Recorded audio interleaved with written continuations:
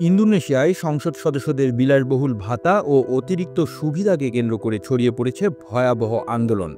টানা এক সপ্তাহ ধরে উত্তাল পরিস্থিতিতে প্রাণ হারিয়েছেন ৮ জন, আহত হয়েছেন শত শত মানুষ। রাজধানী জাকার্তায় সেনা মোতায়েন করেও পরিস্থিতি নিয়ন্ত্রণে আনা যাচ্ছে না। সোমবার সংসদ ভবনের সামনে কয়েকশো মানুষ জড়ো হয়ে বিক্ষোভ করলে সেনা ও পুলিশ কড়া অবস্থান নেয়। একই সময়ে পালেমবাং, বাঞ্জারমাসিন, যুগাকার্তা ও মাকাসারেও বিক্ষোভ হয়। এর মধ্যেই প্রেসিডেন্ট প্রাবো সুবিয়ান্তো সংসদ সদস্যদের আবাসন ভাতা ও বিদেশ সফর স্থগিতের ঘোষণা দেন এবং সহিংসতায় জড়িতদের বিরুদ্ধে কঠোর ব্যবস্থা নেওয়ার হুঁশিয়ারি দেন। তবে আন্দোলন থেমে নেই। মঙ্গলবার বানদুংয়ের দুটি বিশ্ববিদ্যালয় এলাকায় কাঁদানে গ্যাস ছুড়ে শিক্ষার্থীদের ছত্রভঙ্গ করে পুলিশ। শিক্ষার্থীরা অভিযোগ করেছেন শিক্ষাঙ্গনে নৃশংস হামলা চালানো হয়েছে।